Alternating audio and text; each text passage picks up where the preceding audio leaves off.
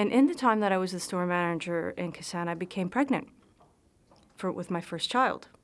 So obviously another life-altering experience for me in the same year, which was really great. And then the plan was that when I was due to deliver, you could probably imagine if retail is 15 to 20 years behind the times, what the hospitals and sort of healthcare development is like in that city. And of course, it wasn't a planned thing. I had planned to come back to Moscow to deliver the baby. And then you know how IKEA can get you going and there's a lot to do. And I just sort of planned it to the last day, and I will be on the plane on December the 17th, and I will go back to Moscow. No problem. I'll deliver. Everything will be settled and great. And on December the 16th, we had a handover with the new store manager in Kazan, and his name's Peter Nielsen, and he's also still in Russia as a store manager. And we were having a handover. And on top of having a handover in the store, he was also going to take over my apartment in Kazan.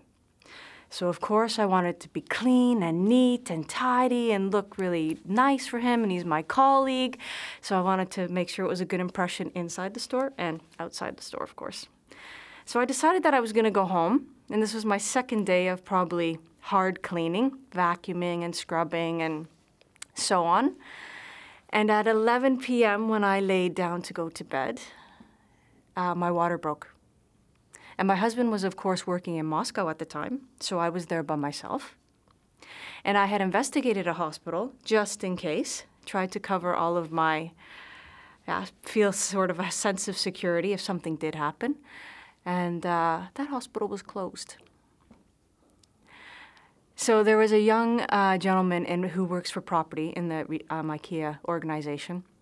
And he was sort of like my almost like my pseudo-husband, and he was so worried about me, and so he tried to take the best care possible of me. So I called him, and I said, I don't mean to startle you, but my water's broke, and I need your help.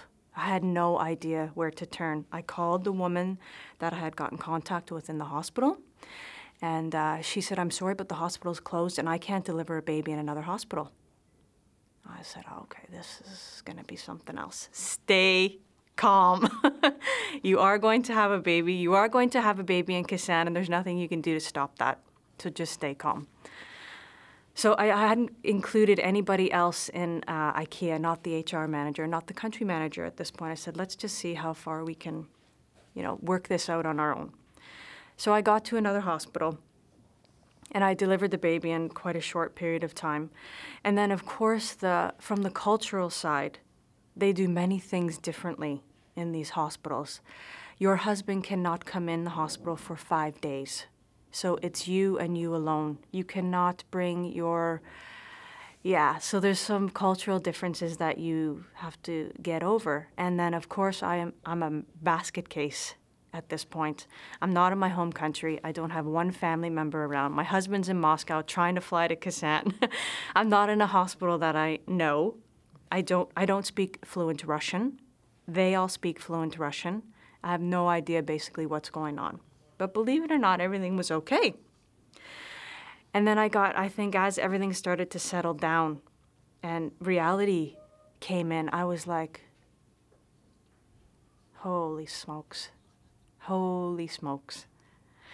So I was a little bit emotional and I needed Christian to be there, my husband. I needed him to be there. So at that point, of course, when I delivered the baby, I had called Leif, who's the HR director of Russia, and the country manager to say, delivered the baby, everything's fine, don't worry. Okay, excellent. Then a few days later, after I found out that you weren't allowed visitors for 5 days, then I was like, okay, this isn't okay for me. This really isn't okay. So then, of course, they say, if we can do anything for you, please give us a call, and so on. And then in Russia, to do business, it's a lot about who you are. And the people in IKEA who have a lot of power, it's a hierarchical